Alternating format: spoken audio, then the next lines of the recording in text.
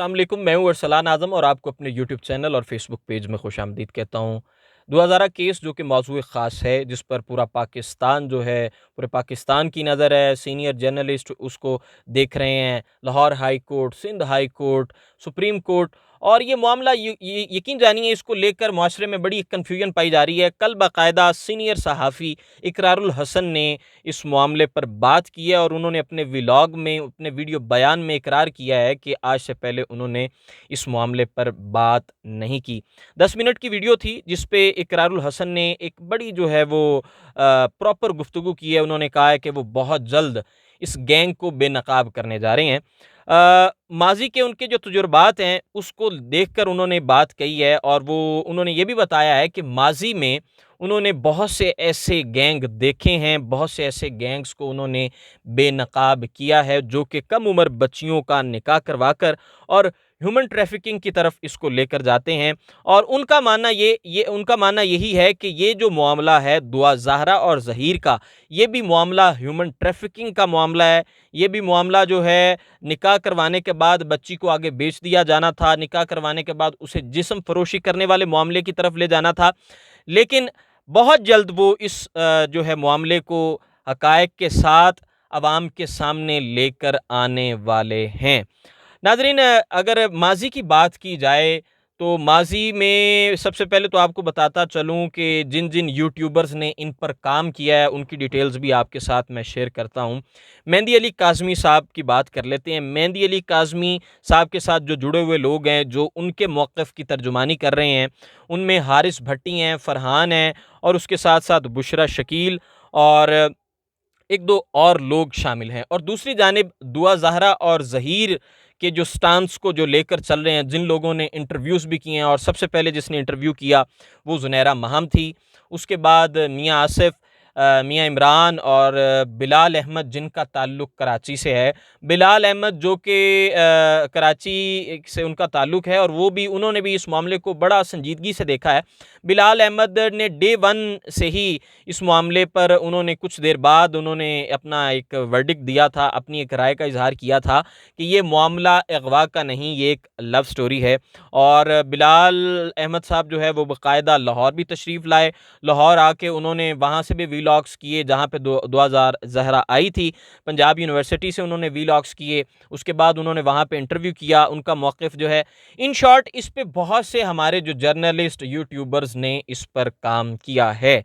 लेकिन एक जो बात होती है क्रेडिबिलिटी की, ऑथेंटिसिटी की, मुस्तनद बात की, तो उस पर इकरारुल हसन को लेकर लोगों के ज़हनों में लोग जो है वो एक खुशी की लहर भी दौड़ी है कि इकरारुल हसन ने हमेशा जो है वो मुस्तनद बात की है, हमेशा हक़ाइक़ पर बात की है और वो बहुत जल्द इस मामले को बेनकाब करने वाले हैं।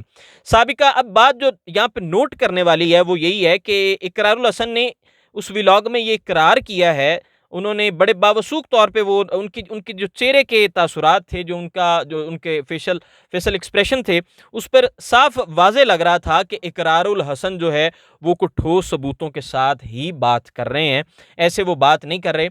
तो कौम में एक जो ऑडियंस है हमारी, जिसके ज़हन में एक कन्फ्यूजन पाई जा रही थी, उस कन्फ्यूजन को इंशाल्लाह मुझे लग रहा है कि वो वक्त दूर नहीं, वो वक्त करीब है जब ये मामला जो है वो सॉर्ट आउट होने वाला है।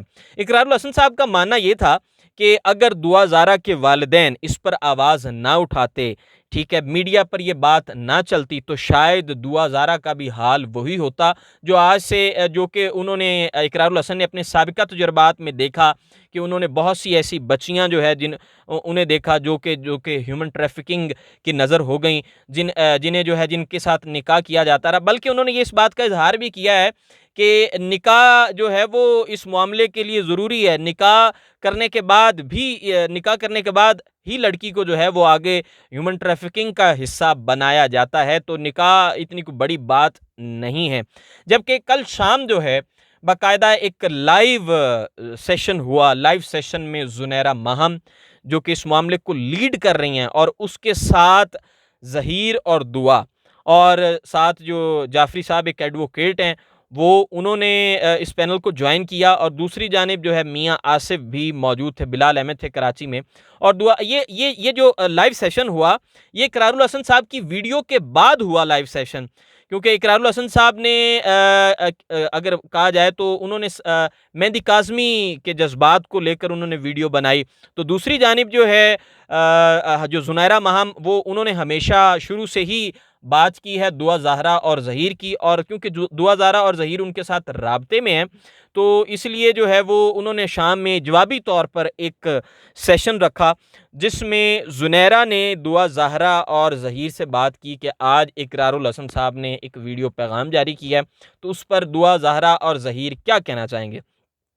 तो दुआ ज़हरा और ज़हीर ने जो जवाब दिया, उन्होंने कहा कि हमारी भी ख्वाहिश थी कि इकरारुल हसन साहब हमारा इंटरव्यू करते, हमने उन्हें बहुत से मैसेज भेजे, ठीक है, लेकिन उनकी जानिब से कोई रिप्लाई नहीं आया।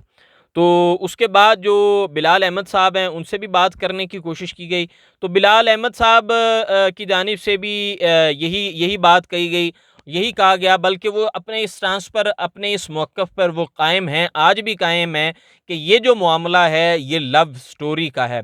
तो कल इकरारुल हसन साहब के साथ कल इकरारुल हसन साहब ने जो वीडियो जारी की, उसके बाद फ़ौरी तौर पे एक जवाबी वीडियो इस सूरत में आई, जिससे दुआ ज़हरा और ज़हीर जो है वो ये भी कहते हुए, दुआ ज़हरा ने भी ये कहा कि वो किसी दबाव में नहीं हैं और बग़ैर किसी दबाव के वो इस वक्त बैठी हुई हैं। जबकि मेहंदी अली काज़मी साहब जो हैं, जो दुआ ज़हरा के वालिद हैं, जिन्होंने बड़ी जाँफ़शानी के साथ, जिन्होंने बड़ी जवाँमर्दी के साथ इस केस को जो कि आगे लेकर चले हैं, और उन्होंने एक प्रॉपर फ़ाइट की है अपनी बच्ची को लेकर, प्रॉपर फ़ाइट की है, और शायद इकरारुल हसन के मुताबिक अगर वो प्रॉपर फ़ाइट ना करते तो शायद आज ये जो मामला है, दुआ ज़हरा का जो मामला है, ये भी शायद आज ह्यूमन ट्रैफिकिंग की नज़र हो जाता।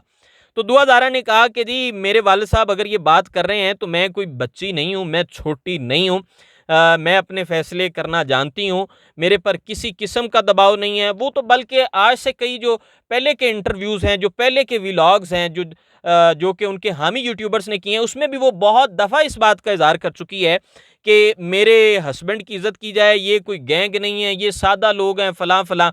हाँ जी, कल एक और जो अहम बात जिसका ज़हीर ने ज़िक्र किया कि उसने कोई अपना कोई प्लॉट बेचा है, अपने कोई उसने ख्वाब बेच दिए हैं, उसका एक प्लॉट था, वो उसने बेचकर इस केस पर लगाया है।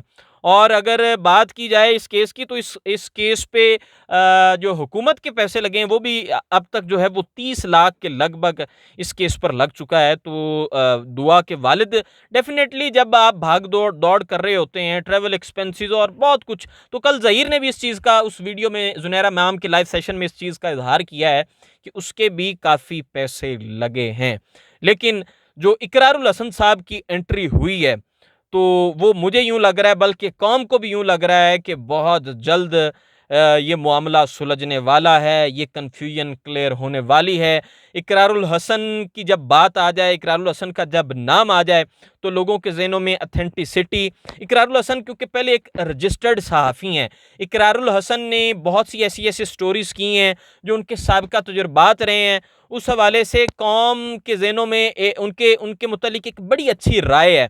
तो इसलिए शायद कौम भी पुरुमीद हो चुकी है कि इकरारुल हसन साहब बहुत जल्द जो है ना वो कुछ ना कुछ करने वाले हैं। लेकिन दूसरी पार्टी भी जो है वो भी किसी हद तक पुरुमीद, और उनकी जो बॉडी लैंग्वेज है वो भी यही समझती है, वो भी उनकी बॉडी लैंग्वेज ये ज़ाहिर कर रही है कि वो लोग भी सच्चे हैं। क्योंकि कल उन्होंने जवाबी तौर पे जैसे लाइव सेशन किया, यूँ लग रहा था कि जैसे उन्होंने भरपूर तौर पर इकरारुल हसन साहब का जवाब दिया है। तो इकरारुल हसन साहब की बॉडी लैंग्वेज भी काफ़ी कॉन्फिडेंट थी। दूसरी जानिब दुआ ज़हरा और उनके हामी यूट्यूबर्स की भी बॉडी लैंग्वेज बहुत कॉन्फिडेंट थी। लेकिन मुझे लग रहा है कि बहुत जल्द ये मामला सुलझने वाला है।